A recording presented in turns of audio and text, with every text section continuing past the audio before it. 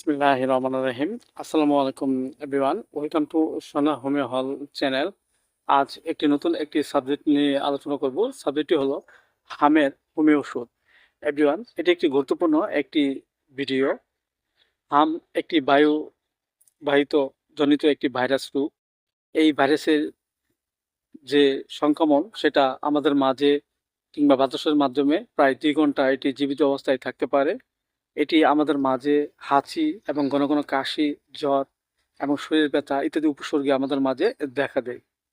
দেখা যাচ্ছে যে এই হাম রোগটি হলে আমরা হোমিওপ্যাথি কিছু ওষুধ খেয়ে সুস্থ হতে পারি। যেমন দেখা যায় একজন ব্যক্তির শরীর ব্যথা থাকে এবং নড়াচড়া করতে চায় না এবং জ্বর থাকে, কাশি আসে, কুষ্ঠবোধ থাকে এবং শরীরে কিছু ছোট ছোট ফুসকুড়ি নেই, লাল বর্ণ দেখা দিয়েছে। এসব লক্ষণে আমরা হোমিওপ্যাথি একটু ওষুধ খেতে পারি। সেটা হলো ভায়োনিয়া 30।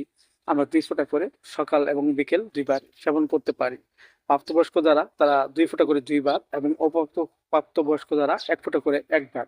আবার দেখা যাচ্ছে একজন ব্যক্তির যদি হঠাৎ জ্বর এবং প্রচুর কাশি আসে, কাশতে অস্থিরতা ভাব থাকে এবং শরীর ব্যথা করে, পানি পিপাসা তেমন পর্যাপ্ত পরিমাণে বেশি থাকে, অস্থিরতা ভাব থাকে, এসব লক্ষণে আমরা হোমিওপ্যাথি একটি ওষুধ খেতে পারি। সেটা হলো একুনেট 30। আমরা ২ ফোঁটা করে ২ বার। প্রাপ্তবয়স্ক যারা 30 মেডিসিনটি ২ ফোঁটা করে ২ বার এবং অপ্রাপ্তবয়স্ক যারা ১ ফোঁটা করে ১ বার খেতে পারি। পাশাপাশি আমরা দেখা যাচ্ছে ২টি বায়োকেমিক বড়ি খেতে পারি। একটি হলো ক্যালিমিওর 6 এর ৪টি বড়ি চিবিয়ে আমরা হালকা গরম কুসুম পানি সহ সকাল এবং বিকেল ২ বার সেবন করতে পারি। এবং বায়োকেমিক বড়ি ফার্মপস 6S ৪টি করে বড়ি চিবিয়ে আমরা হালকা গরম কুসুম পানি সহ সকাল এবং বিকেল ২ বার সেবন করতে পারি।